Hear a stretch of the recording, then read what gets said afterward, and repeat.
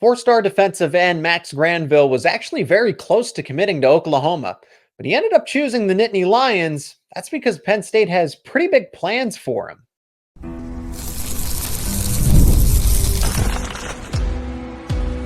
You are Locked On Nittany Lions, your daily podcast on the Penn State Nittany Lions. Part of the Locked On Podcast Network, your team every day. Now, this might not have come as a shock to Penn State football, James Franklin, and the recruiting staff, but for others, including myself, this was a bit of a shocker. This is Locked On Nittany Lions. I'm your host, Seyko, and thanks so much for making us your first listen and watch every single day. We are free and available wherever you get your podcasts, including YouTube. Help me welcome from Locked On Sooners, the host, John Williams, to help us get a better understanding of how Max Granville, a native of Texas, seemed like he was going to end up at Oklahoma, and he ends up choosing the Nittany Lions. John, I appreciate the time here to gather this perspective. So what did you hear leading up to it? Because all the signs pointed to Granville committing to your Sooners. So it was kind of a wild recruitment for a long time. It seemed even that Texas A&M might have had the leg up in the recruitment, though one local analyst, Josh McQuistion of Sooner Scoop and On 3, was pretty adamant that it was going to be Oklahoma, even dating back to the fall. But as official visit season went on, it seemed like A&M had really kind of blown the door open for Granville, and everything was kind of pointing towards that leading up to this past weekend when he had his official visit with the Sooners. And then it just seemed like it was all Oklahoma. There was the Steve Wiltfong bomb from On 3 that was favoring the Sooners that came in on Sunday morning. And I mean, everybody was kind of counting on this to be an Oklahoma commitment. And then it seemed like late Sunday or early Monday morning, the conversation flipped, and James Franklin and his staff really made a strong push and obviously earned the commitment. And I mean, it was something that went pretty quickly, and I think caught a lot of people off guard, although it really shouldn't. I mean, James Franklin is a really good coach, and Penn State's a really strong program. And if you want, I'm sure we'll talk about who the kid is as a player. I mean, it's going to be a really, really good fit for Max Granville up there with the Nittany Lions. Obviously, we're disappointed down here in Sooner Nation that we didn't land him, because he is a legit blue chip type talent. I truly wonder what was that selling point, essentially. I mean, from Penn State's point of view, John, Penn State didn't really have that many defensive line commits in total up to that point. Now he becomes the true third one, I guess. There's Deshaun Burnett, and then who they landed before in Cortez Harris. So they actually had two pass rushers, it seemed like, in the fold.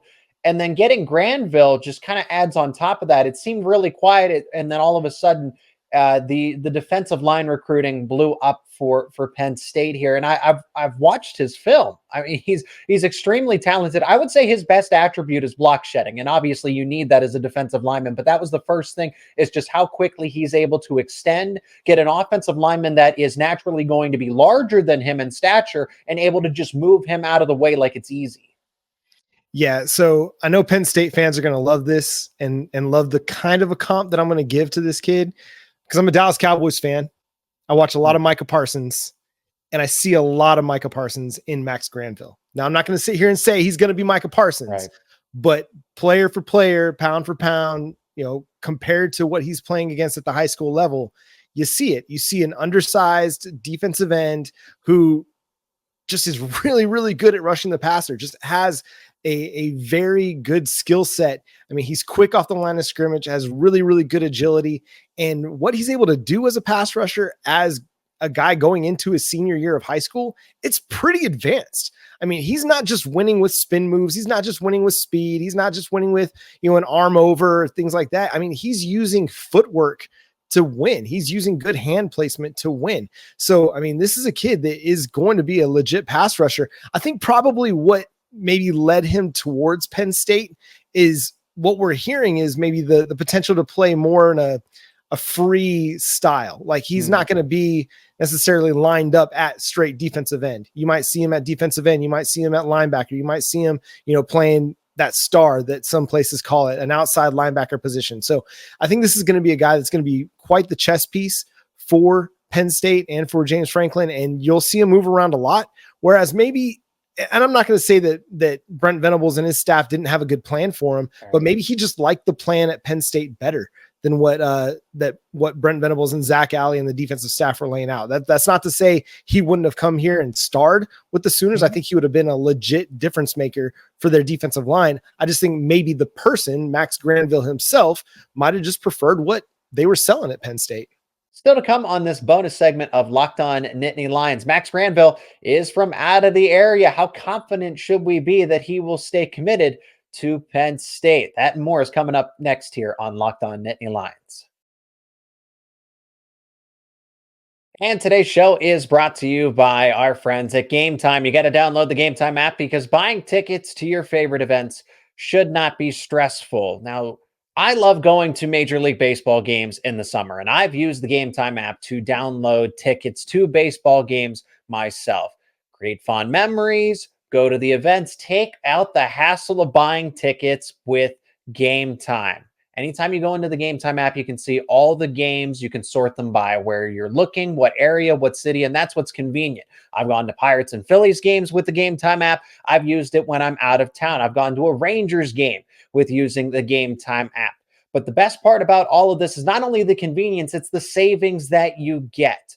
You can get last-minute deals where you can save up to 60% off of buying last-minute tickets to not only baseball games, not only sporting events, but concerts, comedy, theater, and so much more. You can also get flash deals that will save you even more with exclusive in-app deals on select seats ahead of the game or the event. You have all-in pricing, you have seat views, so you can see what your point of view would look like from those given seats that are available, and of course, the lowest price guarantee with Gametime. So take the guesswork out of buying Major League Baseball tickets with Gametime. Download the Gametime app, create an account, and use promo code LOCKEDONCollege for $20 off your first purchase. Terms apply. Again, create that account and use promo code LOCKEDONCollege for $20 off. Download Gametime today. Last-minute tickets, lowest price, guaranteed. Max Granville is coming from the Texas area. Oklahoma was closer to his hometown, and that was, from what I've read, from what I've gathered, a huge selling point. That was part of his recruitment as well. So yes, he likes the plan at Penn State from what we've gathered, but I've also gathered that being close to home was going to be a part of his recruitment as well. Do you think that Penn State will most likely, I'm not trying to say, and I don't want to speak into an existence that he would flip, but it's going to take a little bit of more work to keep him as a commit at the end of the day. So how strong, how confident are you that Penn State, once he was committed somewhere, that he's going to stay? I mean, how convinced are you with any kid at the high school level? And that's not to say that that's not to say that he's wishy-washy or he's flip-floppy or he's got that kind of personality. I don't know the kid personally. I can't speak to that. What I can say is he's from the Houston area. I mean, that's a pretty significant drive to Norman. I mean, Houston to Dallas-Fort Worth is like 4 hours, 4.5 hours, and then another 3 hours to Norman. I mean, that's 7 hours. So if you consider that, okay, being from just outside the Houston area, flying up, to Pennsylvania, that's not much of a difference really in travel. So I'm sure, it would have been nice to stay close to home. And I think that's probably why Texas A&M was such a significant leader in this recruitment for so long. But really, when it all comes down to it, I mean, hopping on a flight at Houston lobby and then flying up to Pennsylvania is not much different than, doing the same thing and then going to, Oklahoma City and driving down to Norman. I mean, it's travel time. And the most important thing really is finding a comfort level, finding a fit. And I mean, there's so many things that play into a recruitment. It's not one thing that you can just narrow down and be like, that was the thing. There's a whole litany of things. And I think too often, sometimes us as analysts and fan bases, they want to narrow it down to just like one thing, whether it was the coaching staff or the scheme fit or NIL or, proximity to home. I mean, there's a combination of all those factors that play into it. And what it comes down to is that he gets to go be in one of my favorite uniform combinations that isn't the Oklahoma Sooners. And that's that icy white Penn State and go get to play in front of the whiteout games. And I mean, that's going to be a lot of fun for him, man. It's a good landing spot. And I'm bummed again that we didn't get the kid because he's going to be a really, really good college football player.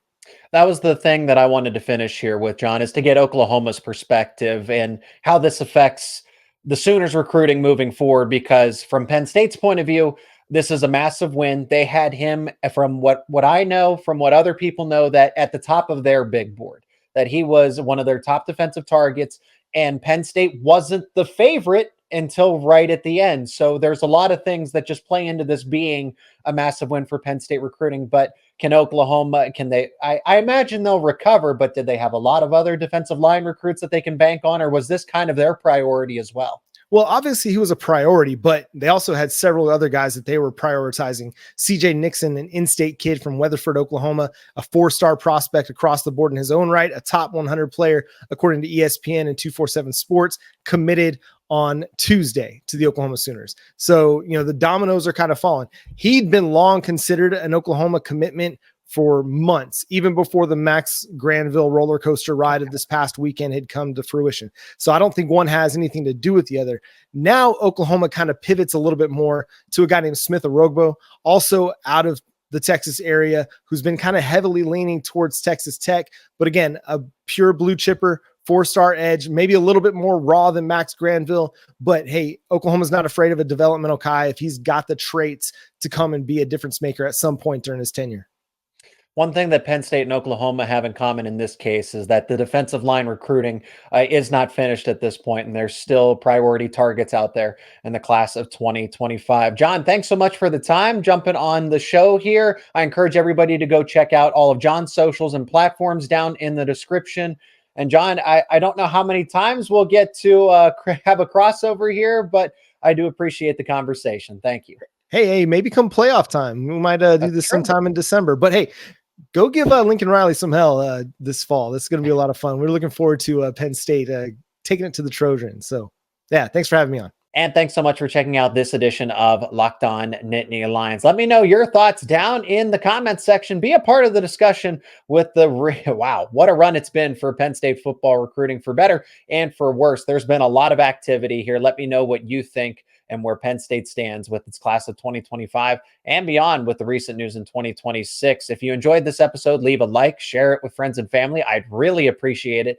And if you're not already, become an everydayer. Subscribe to Locked On Nittany Lions on YouTube and wherever you get your podcasts for the latest conversations around your favorite Penn State sports teams. And of course, don't forget, Locked On has launched the first ever national sports 24/7 streaming channel on YouTube, and now it's available on Amazon Fire TV in the free Fire TV channels app. Locked On Sports Today is here for you 24/7, covering the top sports stories of the day with the local experts of Locked On, including the national shows covering each and every league. You can find Locked On Sports Today now available on YouTube and the free Fire TV channels app.